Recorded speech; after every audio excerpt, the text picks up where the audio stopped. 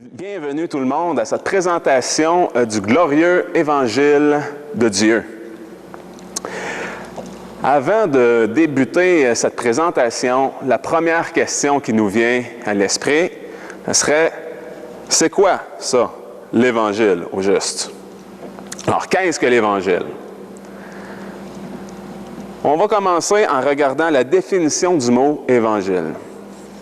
La définition se lit comme suit. C'est que ça désigne à la fois le message chrétien et les livres contenant la vie de Christ et son enseignement.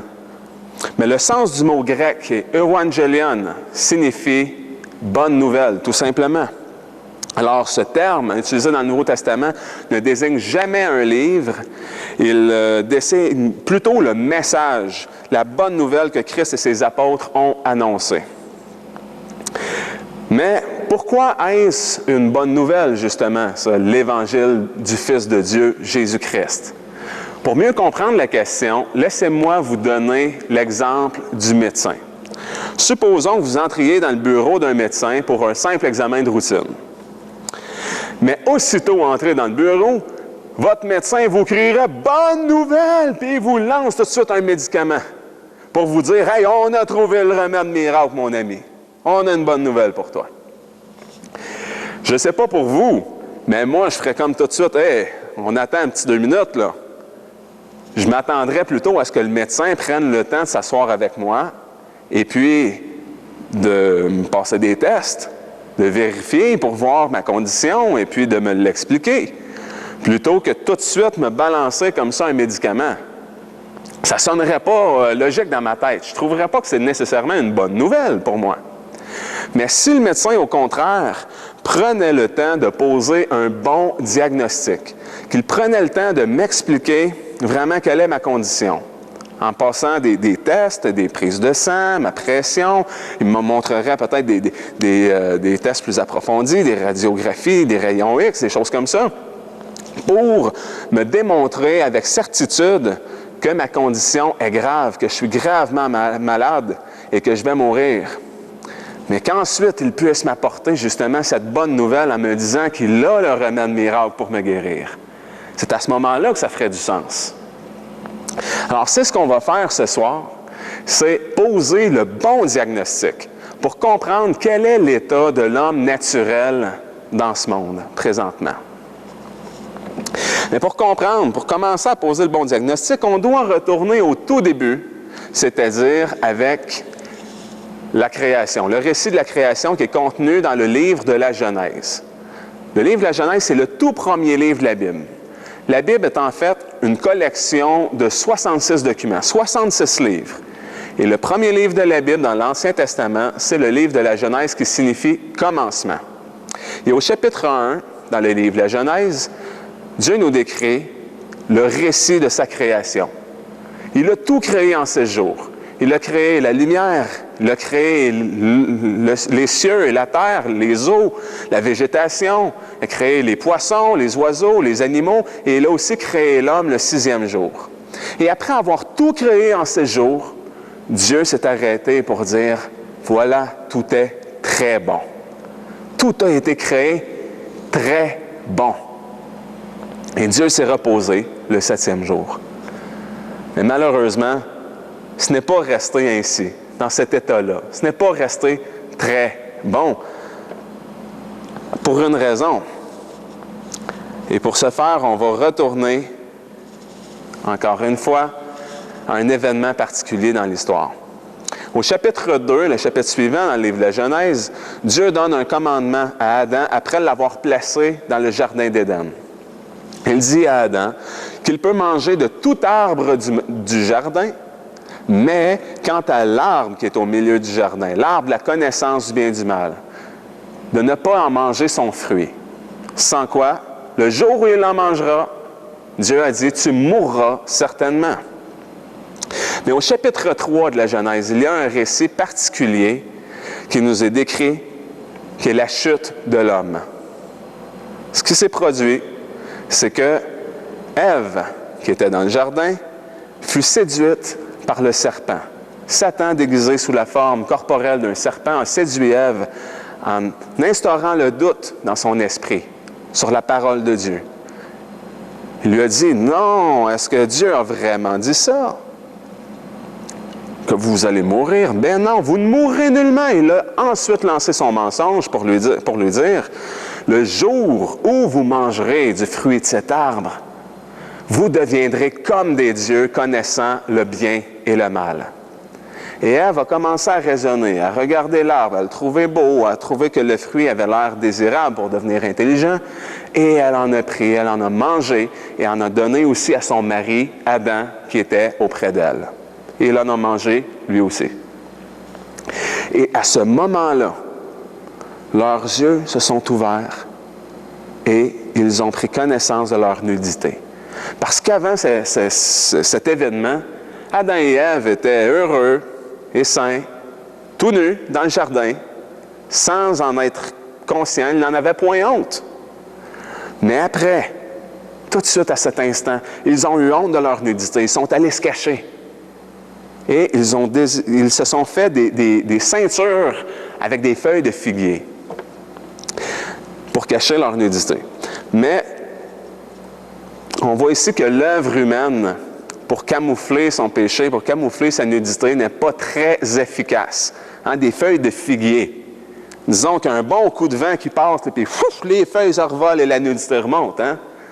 Alors, c'est exactement qu'il a fallu une intervention divine pour couvrir la nudité d'Adam et Ève. C'est Dieu qui a dû intervenir et il leur a confectionné des habits avec des peaux.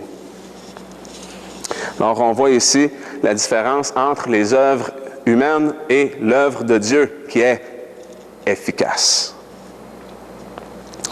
On a vu dans ce récit-là, finalement, notre problème. Et c'est un très grave problème, qui est le péché. Dans Romains 5, au verset 12, l'Épître aux Romains, qui est un épître du Nouveau Testament écrite par l'apôtre Paul, il nous dit « C'est pourquoi, comme par un seul homme, le péché est entré dans le monde, et par le péché, la mort. Et de même, la mort s'est étendue sur tous les hommes parce que tous ont péché. » Eh bien, même si vous n'étiez pas physiquement présent dans le jardin d'Éden, à côté d'Adam, eh bien, vous êtes coupable quand même du péché. Vous avez reçu justement de lui, vous avez hérité d'une nature pécheresse, comme si vous étiez bel et bien présent à travers le représentant de l'humanité qui est Adam. Par un seul homme, le péché est entré dans le monde et la mort est entrée, parce que le salaire du péché, c'est la mort. Bien sûr, le péché, c'est très grave. On peut en voir la définition. Le péché est la transgression de la loi. Dieu avait donné un commandement clair. Il avait défendu Adam et Ève de manger de l'arbre de la connaissance du bien et du mal, de ce fruit-là. Dans son sens strict, le mot péché, d'une traduction de l'hébreu atat ou du grec amartia, il signifie un manquement de but ou une déviation d'une cible. C'est-à-dire, le péché, c'est manquer la cible. Pourquoi? Parce que rappelons-nous pourquoi nous avons été créés. On a été créés pour Dieu. On a été créés pour l'adorer, pour le servir. Mais malheureusement, on a manqué de rendre la gloire à Dieu, de lui rendre la gloire qu'il mérite. La tragédie dans tout ça, c'est qu'on prend toutes les bontés de Dieu, l'air qu'on respire. Il nous a donné des yeux pour voir, apprécier toutes les merveilles de sa création. Il nous a donné une bouche et une langue pour goûter aux merveilleux fruits et aux légumes, à tout ce qu'il a créé.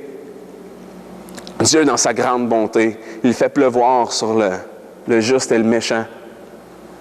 Dans sa grande bonté, Dieu nous manifeste un amour à chaque jour. Mais nous, on prend toutes ces bontés-là et on s'enfuit avec tout ça comme des pirates, sans lui rendre la gloire qui lui revient. L'homme a préféré servir la créature plutôt que de servir le Créateur. Et c'est très grave. Vous vous souvenez plutôt du mensonge de Satan qui lui a dit « Vous ne mourrez pas, mais au contraire, quand vous en mangerez, vous serez comme des dieux. » Il y a quelque chose qui vient plaire à l'oreille de l'homme naturel dans tout ça, de dire « Hey, être un Dieu. » L'homme ne veut pas avoir personne au-dessus de lui. Avoir quelqu'un pour fixer des règles. Il veut être lui-même son propre chef. Mais j'ai des petites nouvelles pour vous. L'homme n'est pas Dieu. Tout ça n'était qu'un mensonge. Dieu est Dieu et il a le pouvoir de juger sa création. Et il y a des conséquences à nos actes, des conséquences à nos péchés. Et c'est très grave. Parce qu'un jour, Dieu jugera sa création avec justice. Tous devront passer pour être jugés devant Dieu. Voici quelques versets. Il y en a une multitude dans la Bible, des versets qui nous pointent à propos du jugement éternel. Dans Hébreux 9, 27, il est écrit « Et comme il est réservé aux hommes de mourir une fois, après cela vient le jugement. » Apocalypse 20, 12. « Je vis aussi les morts, grands et petits, qui se tenaient devant Dieu. Et les livres furent ouverts. On ouvrit aussi un autre livre, celui qui est le livre de vie. Et les morts furent jugés selon leurs œuvres, d'après ce qui est écrit dans les livres. » On voit qu'il y a deux destinations possibles. Après le jugement, soit le royaume des cieux, le royaume de Dieu, en sa présence même, ou l'étang de feu, où la colère de Dieu demeure. Si vous remarquez, il n'y a pas de troisième option. Il n'y a pas de purgatoire. Le purgatoire, la Bible n'en fait aucunement mention. C'est une invention, ça n'existe pas. La Bible nous parle toujours de deux destinations possibles. Le royaume de Dieu ou l'étang de feu, avec des souffrances et des tourments éternels. Alors, puisqu'on va être jugé par Dieu un jour, il serait le temps de s'auto-examiner à la lumière de sa parole, à la lumière des standards parfaits de Dieu, puisque c'est lui qui le juge. On peut être très, très enclin à vouloir s'auto-examiner, à se comparer avec des gens autour de nous selon des standards humains. Hein? Moi, je travaille dans un pénitencier, puis je peux vous assurer que même dans les pires des cas, dans les pires criminels, ils vont toujours réussir à trouver pire que soi pour s'auto-estimer des bonnes personnes. Celui qui est un voleur va dire, ben moi, au moins, je n'ai pas violé personne. Celui qui est un violeur, lui, va dire, ben moi, au moins, je n'ai pas abusé des enfants, je ne suis pas un pédophile. Puis celui qui a été coupable de pédophilie, il va pointer le tueur pour dire, je n'ai pas tué personne. Puis on pourrait même dire que le tueur, lui, va se dire, ah ben moi, je n'ai pas fait de génocide comme Adolf Hitler. Alors, on peut toujours trouver pire que soi. Mais ce n'est pas selon ces raisonnements-là ou ces standards-là qu'on va être jugé. C'est pourquoi on va s'auto-examiner en se regardant comme dans un miroir. Comme dans un miroir à travers la loi morale de Dieu. Ces 10 commandements. Et pour ce faire, j'aimerais ça que vous fassiez l'exercice à votre place, là où vous êtes, et que vous répondiez aux questions dans votre tête et dans votre cœur. Peut-être que vous avez fait l'exercice déjà avant, mais refaites-le. Refaites-le et soyez sincères. Répondez à chacune des questions, à chacun des points. On va regarder les 10 commandements. Le premier, seul Dieu tu adoreras. Tu n'auras pas d'autre Dieu devant ma face. Avez-vous toujours adoré Dieu? Ou par moment avez-vous aimé d'autres choses plus que Dieu? Deuxième commandement, tu ne te feras pas d'idole. Aucune image taillée ou gravée, aucune fausse représentation de Dieu. Le troisième commandement, tu ne prononceras pas le nom de Dieu en vain. Avez-vous déjà vécu une frustration où vous êtes exclamé en prononçant le nom du Seigneur à tort pour exprimer de la frustration, de la colère ou du dégoût? C'est un blasphème. Le quatrième commandement, tu travailleras 6 jours et le 7e jour, tu te reposeras. Avez-vous toujours honoré ça? Ces 4 commandements-là, dans le fond, peuvent se résumer par cette parole, puisque ça nous montre, ça nous enseigne nos devoirs envers Dieu. Dans Marc 12:30, il est écrit, « Tu aimeras le Seigneur ton Dieu de tout ton cœur, de toute ton âme, de toute ta pensée et de toute ta force. » C'est là le premier commandement. Avez-vous fait ça parfaitement? On continue avec les 6 autres prochain commandement qui, dans le fond, nous enseigne nos devoirs envers nos prochains. 5e commandement, honore ton père et ta mère. Avez-vous toujours été respectueux envers vos parents? 6e commandement, tu ne tueras pas. Peut-être que vous vous dites que vous n'avez pas tué personne, mais Jésus a dit que si tu es quelqu'un, tu as commis un meurtre dans ton cœur. Le 7e des commandements, tu ne commettras pas d'adultère. Peut-être que vous vous dites, j'ai toujours été fidèle envers mon époux ou mon épouse. Mais Jésus a dit que si tu regardes quelqu'un pour la convoiter, tu as commis l'adultère avec cette personne-là dans ton cœur. Le 8e commandement, tu ne déroberas pas. Avez-vous déjà volé quelque chose? Pris quelque chose qui ne vous appartenait pas? Aussi petite chose soit-elle. 9e commandement, tu ne mentiras pas. Avez-vous déjà fait un faux témoignage contre votre prochain? Avez-vous toujours dit la vérité et rien que la vérité? Le 10e commandement, tu ne convoiteras pas.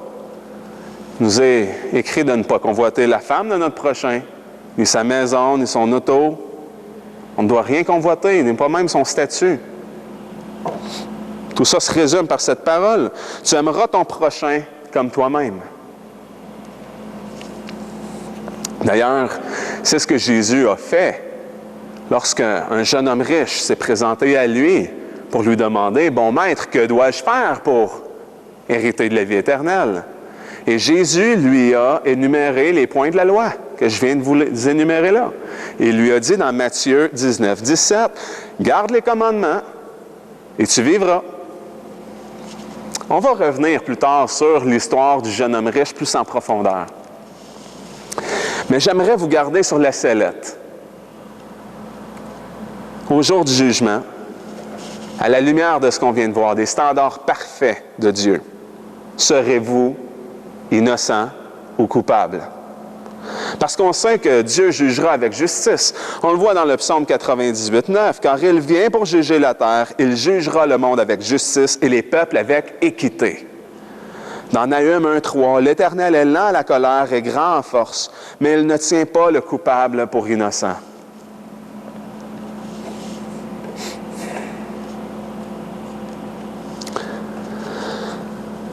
Peut-être que vous vous dites, oui, je suis coupable. Mais même si je suis coupable, Dieu est bon, Dieu est amour, Dieu est miséricordieux. Il ne pourra pas me punir pour ça.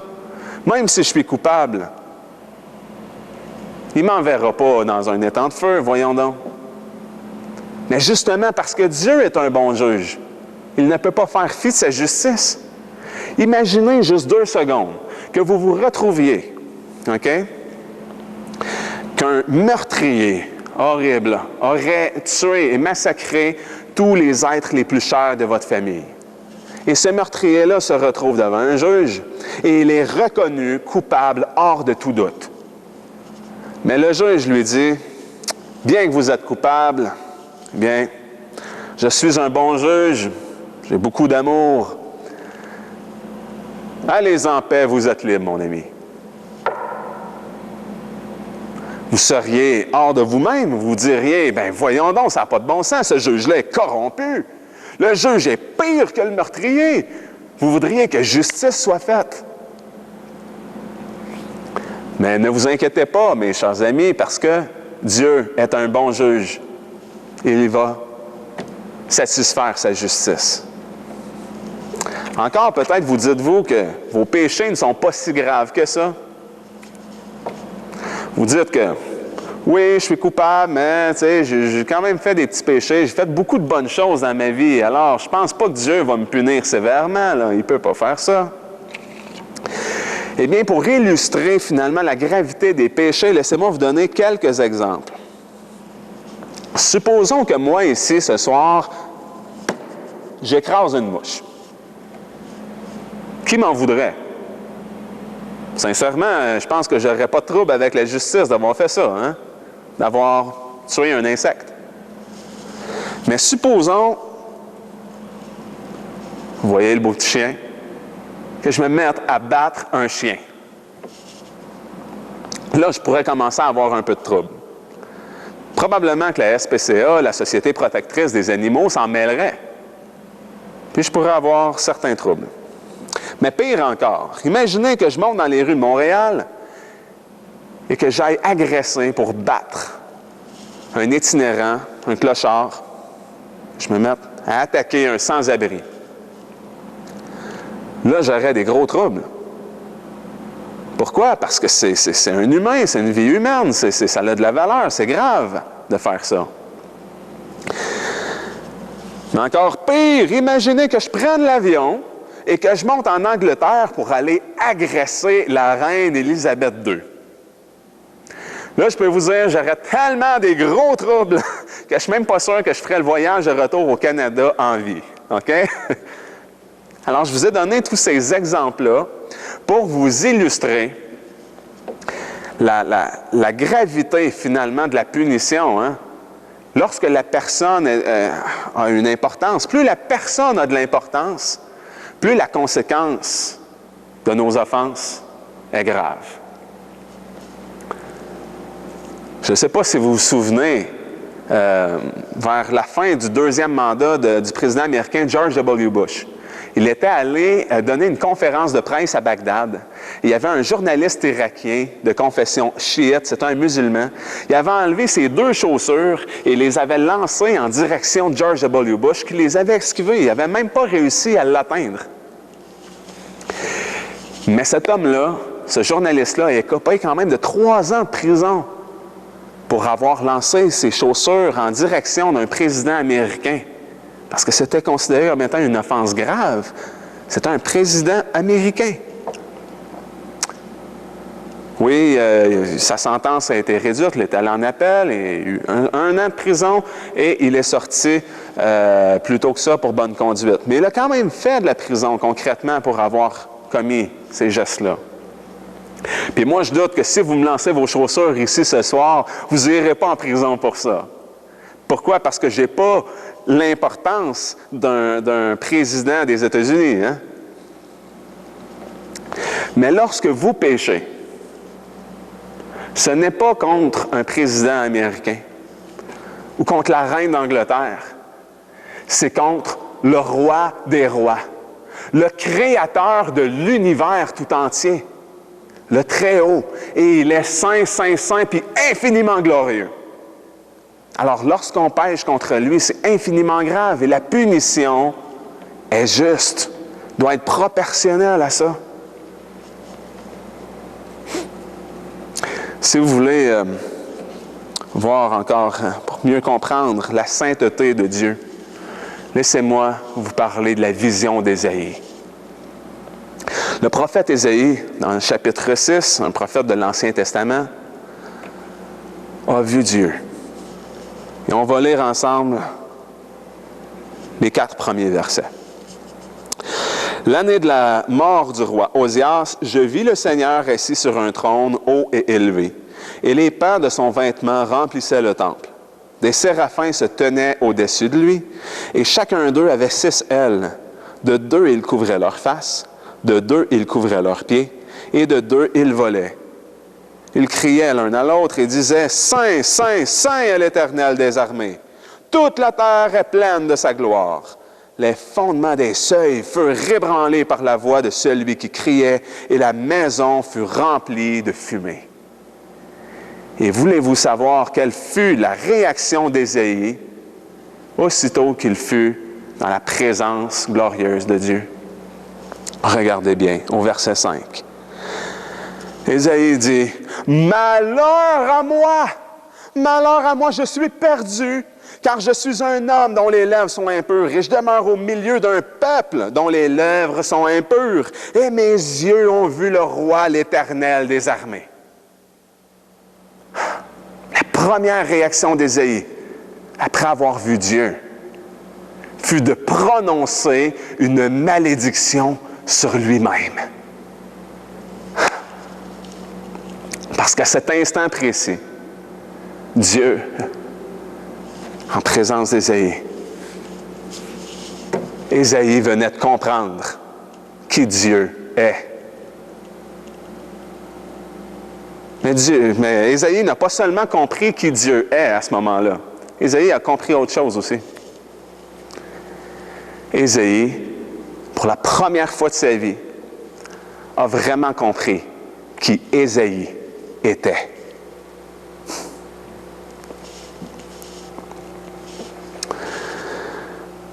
Voulez-vous savoir ce que Dieu n'a pas dit à Ésaïe après avoir vu la réaction de son prophète? Dieu n'a pas dit à Ésaïe, « Ah, franchement, mon pauvre prophète Ésaïe, relève-toi, tu prends ça beaucoup trop dur sur toi.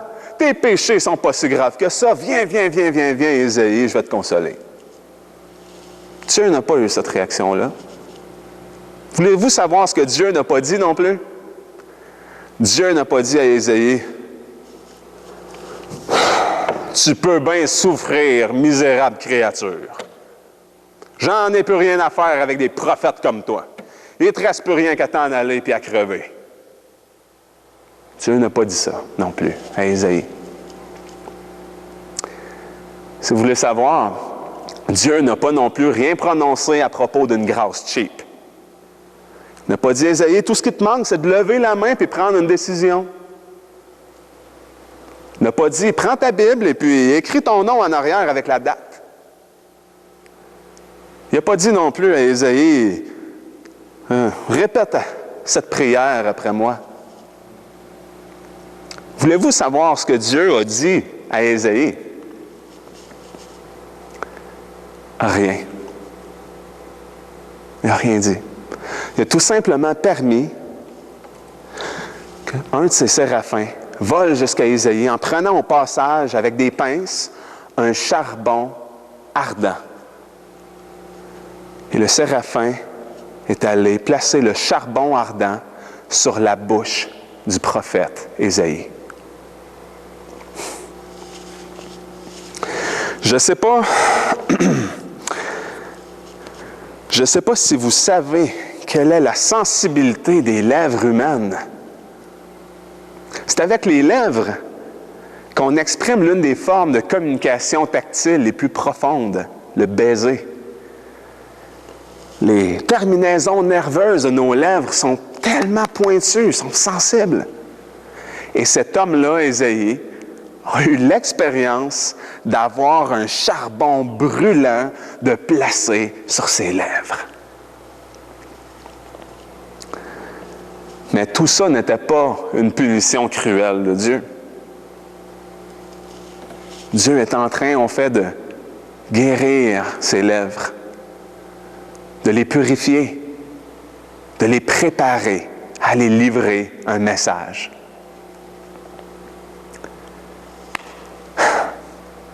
Parce qu'au moment même où le séraphin a déposé, premièrement, le charbon ardent, un charbon tellement ardent que même le séraphin ne pouvait pas les toucher avec ses mains, il a dû utiliser des pinces. Au moment où le charbon ardent a touché sa bouche, il a prononcé ses paroles. Il a dit, « Ceci a touché tes lèvres. Ton iniquité est ôtée, ton péché est expié. » Wow! Qui d'entre vous n'aimerait pas entendre une telle parole prononcée pour lui? Alors, on voit que, à la lumière de tout ça, surtout à la lumière de plusieurs versets, comme les versets suivants que je vais vous présenter dans Jérémie 17, 9, « Le cœur est trompeur par-dessus tout et désespérément malin qu'il connaîtra. » Romains 3, 10, « Il n'y a point de juste, non pas même un seul. » Romains 3, 23, « Il n'y a point de distinction, car tous ont péché et sont privés de la gloire de Dieu. » Je suis sûr que si je faisais le tour présentement de la salle, personne n'oserait nier qu'il n'est pas parfait. L'inverse est aussi vrai. Si je prenais le temps d'interroger chacun, personne n'oserait prétendre qu'il est parfait. Alors, on est assez rapide pour admettre notre imperfection. Mais aussi, Je ne crois pas que personne ici dans cette salle, et moi compris, qui comprend vraiment la gravité de ne pas être parfait devant Dieu.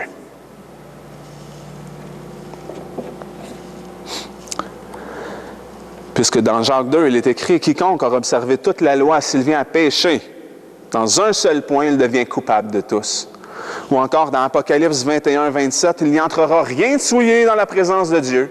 Rien de souillé va entrer dans le royaume des cieux. » Le standard de Dieu, c'est la perfection, mes amis. Et c'est très grave de ne pas être parfait devant Dieu. Maintenant, laissez-moi faire un retour sur l'histoire du jeune homme riche. On avait vu plus tôt que le jeune homme riche était allé voir Jésus pour lui dire « Bon maître, que dois-je faire pour hériter de la vie éternelle? » Et Jésus lui avait pointé la loi, lui avait énuméré les commandements, lui avait dit « Garde la loi et tu vivras. » Mais le jeune homme riche lui a répondu « Eh bien, j'ai gardé tout ça, moi, depuis ma jeunesse. » Il ne s'est pas humilié, il n'a pas dit « Oh, ben, je suis fait, je suis pas parfait, j'ai brisé la loi. » Non, il a dit « J'ai tout fait ça. » Alors Jésus, pour lui démontrer qu'il n'avait même pas réussi à garder le tout premier des commandements, qui est « Seul Dieu tu adoreras », lui a dit « Il te manque encore une chose. Vends tout ce que tu as et le distribue aux pauvres, et tu auras un trésor dans le ciel. Puis viens et suis-moi. » Mais quand il a entendu cela, il devint tout triste, car il était fort riche. Jésus, voyant qu'il était devenu tout triste, dit qu'il est difficile à ceux qui ont des richesses d'entrer dans le royaume de Dieu. Il est plus facile à un chameau d'entrer par le trou d'une aiguille qu'à un riche d'entrer dans le royaume de Dieu. En entendant tout cela, en voyant le standard élevé, parfait, là, que Jésus est en train d'établir, ses disciples ont eu cette réaction. Ils se sont dit, bien alors là, qui donc peut être sauvé? Mais la réponse de Jésus à ça fut: ce qui est impossible aux hommes est possible à Dieu. Dieu résiste aux orgueilleux, mais il fait grâce aux humbles. C'est pourquoi, ce soir, je vais vous inviter à vous humilier devant le Très-Haut. Il faut arrêter de s'estimer et de croire en notre propre bonté ou en nos propres capacités de se sauver. Arrêtez de placer votre confiance dans vos propres bonnes œuvres, en votre propre personne. Et tout ça, vous devez le transférer sur la personne de Jésus-Christ seul. Elle est là, la bonne nouvelle. C'est qu'il y a près de 2000 ans, Jésus, qui est Dieu, est venu dans ce monde. Il a vécu une vie parfaite, sans péché. Et il est mort à la croix en sacrifice. C'est que Dieu nous a donné son Fils unique, afin que quiconque croit en lui ne périsse point, mais qu'il ait la vie éternelle. Dieu a porté nos péchés en étant cloué à la croix. Ce qui s'est produit, en fait, c'est une transaction légale. C'est que les péchés ont été transférés sur Jésus-Christ. Et sa justice a été imputée, c'est-à-dire créditée à notre compte. C'est pourquoi on peut être justifié devant Dieu. Il peut nous traiter comme si on n'avait pas péché. Et ça, c'est la bonne nouvelle, mes amis. Vous pourriez peut-être vous dire à ce moment-là, OK, je comprends le principe, mais comment ça se fait qu'un seul homme aurait pu mourir une seule fois en souffrant pendant un temps limité et de cette manière-là, racheter un grand nombre d'hommes et couvrir une multitude de péchés? Parce qu'on s'entend, il y en a eu d'autres, là, martyrs chrétiens dans l'histoire.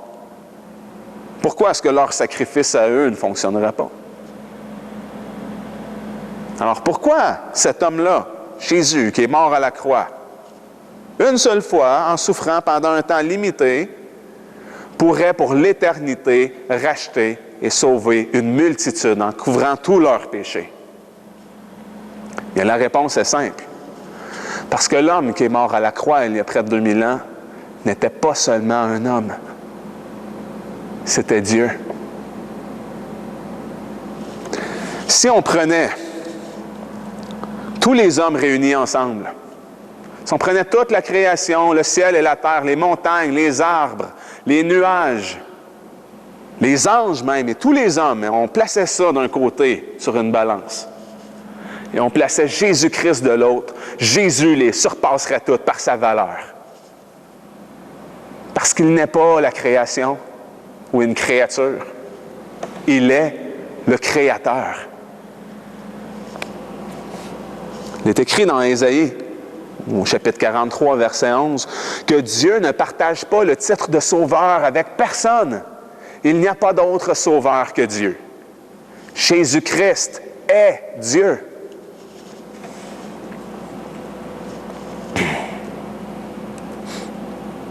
L'apôtre Pierre nous dit que le sang de Christ est précieux. Jésus-Christ est précieux. On a tendance à évaluer les choses précieuses autour de nous parce que c'est des choses spéciales, ils ont une valeur spéciale à nos yeux, parce qu'elles ne sont pas banales, ce n'est pas des choses communes. Elles sont précieuses parce qu'elles sont uniques. Eh bien, Jésus-Christ est unique. Il est unique. Le même apôtre Pierre nous dit, dans Acte 4, 12, « Il n'y a de salut en aucun autre, car sous le ciel, il n'y a pas un autre nom qui a été donné aux hommes par lesquels nous devions être sauvés. » Jésus-Christ est précieux, mes amis, parce qu'il est unique dans son origine. Son ancienneté remonte aux jours éternels. Jésus-Christ est précieux parce qu'il est unique par sa naissance. Il est né d'une vierge, conçu par Dieu le Saint-Esprit. Jésus-Christ est unique par sa vie. Il a vécu une vie parfaite, sans péché. Ouais. Il a fait des miracles, chassé des démons, guéri des aveugles, des malades. Il a même ressuscité des morts. Il avait des paroles de sagesse comme nul autre. Jésus est unique par sa mort. Parce que lui, juste, il a souffert pour des injustes. Jésus est précieux parce qu'il est unique par sa résurrection.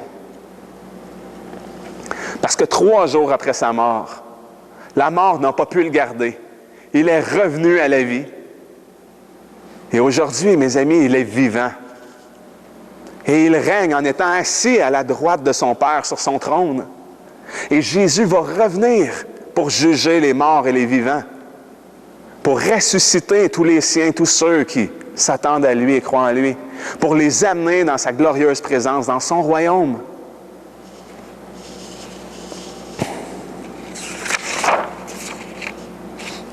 Le grand prophète Ésaïe, au verset 22 du chapitre 45, nous a dit « Regardez vers moi et soyez sauvés. » L'Éternel qui dit ça. « Vous tous les bouts de la terre, car je suis Dieu, il n'y en a point d'autre. » Tout le monde peut regarder vers Jésus, l'enfant comme le vieillard.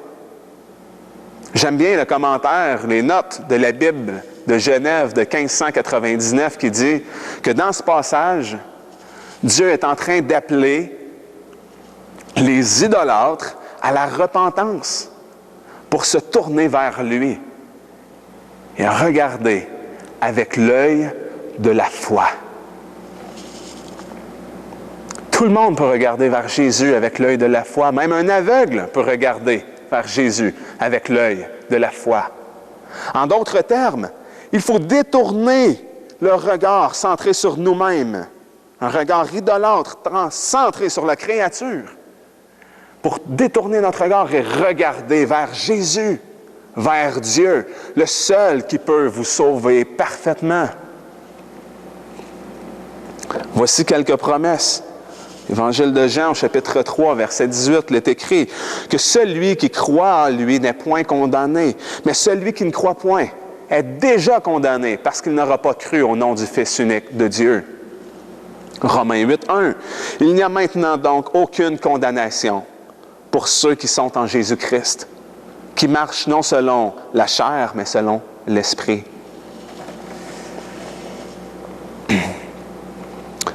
Laissez-moi faire un petit retour en arrière à Genèse, au chapitre 2, lorsque Dieu avait donné ce commandement à Adam. Tu peux manger de tous les arbres qui sont dans le jardin, mais quant à l'arbre qui est au milieu du jardin, l'arbre de la connaissance du bien et du mal, tu n'en mangeras pas. Car au moment où tu en mangeras, tu mourras certainement. Eh bien, à ce moment-là, lorsque Adam et Ève ont péché, ils ont mangé du fruit défendu. La mort physique est entrée dans le monde. Mais ils ne sont pas morts physiquement à l'instant même après avoir péché. Parce qu'on sait qu'Adam a vécu 930 ans. Mais ils sont spirituellement morts dès l'instant même après avoir péché. Il a fallu un seul péché pour que Dieu les chasse de sa présence, les prive de sa gloire, les expulse du jardin. La mort spirituelle fut immédiate.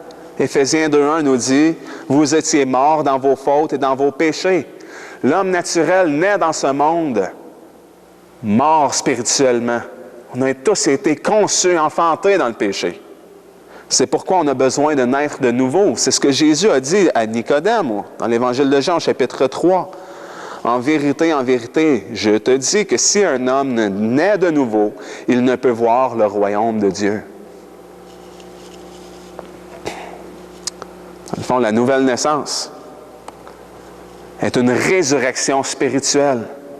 Nous sommes morts dans nos fautes, dans nos péchés. Nous avons besoin de revenir à la vie spirituellement. Et ça, mes amis, il n'y a rien que vous puissiez faire pour ça. Ce n'est pas votre œuvre. Cela ne vient pas de celui qui veut ou qui court. C'est l'œuvre de Dieu seul. On est incapable de se ressusciter nous-mêmes. On est incapable de faire le bien ou de choisir le bien. Nous sommes sauvés par la grâce de Dieu seul, par le moyen de la foi seule, en Jésus-Christ seul. Seulement Jésus peut vous sauver. Seulement Jésus. Si vous dites, oui, je crois en Jésus, mais je crois aussi en Marie, qui serait co-rédemptrice, eh bien, vous avez tort. Parce que seulement Jésus est le Sauveur. Si vous dites, oui, OK, par la foi en Jésus seul, par la foi seule, mais je ne peux pas comprendre, je ne peux pas concevoir que Dieu ne considérera pas mes bonnes œuvres dans la balance pour être sauvé, pour me mériter une place dans son royaume. Eh bien, vous aussi, c'est ce que vous croyez, vous n'avez rien compris. Seulement Jésus peut vous sauver, par le moyen de la foi seule. Éphésiens 2, 8 et 9 nous dit, « Car vous êtes sauvés par la grâce, par le moyen de la foi, et cela ne vient pas de vous, c'est le don de Dieu. Ce n'est point par les œuvres afin que personne ne se glorifie. »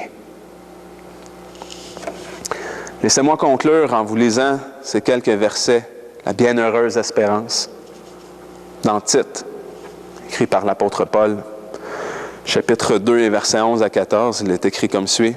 « Car la grâce de Dieu, pour le salut de tous les hommes, a été manifestée, et elle nous enseigne à renoncer à l'impiété et aux convoitises mondaines, et à vivre en ce présent siècle dans la tempérance, dans la justice et dans la piété, en attendant la bienheureuse espérance et la manifestation de la gloire de notre grand Dieu et Sauveur Jésus-Christ, qui s'est donné lui-même pour nous, afin de nous racheter de toute iniquité et de nous purifier, et de se former un peuple particulier, zélé pour les bonnes œuvres. »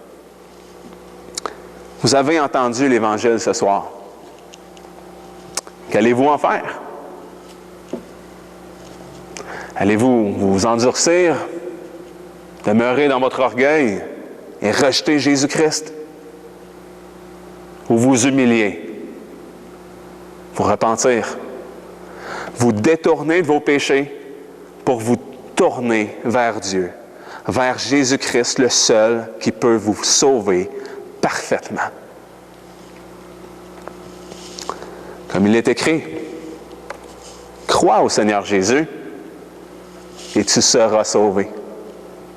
Quelle belle promesse. Permettez-moi de prier. Très cher Père, je te rends grâce pour ce grand privilège. C'est un honneur pour moi d'être ici ce soir pour prêcher le glorieux évangile de ton Fils unique, Jésus-Christ. Oui, Seigneur, je te loue pour ta bonté, pour ta grande patience. Je te loue pour ta miséricorde, pour ta grâce et ton amour infini. Mon Père, je te prie de sauver les gens ici présents, de transformer leur cœur. Oui. Je sais ô combien nos péchés abondent devant ta face. Mais pour l'amour de ton nom, pour ta gloire seule, mon Dieu, puisses-tu nous faire voir ta grâce surabonder.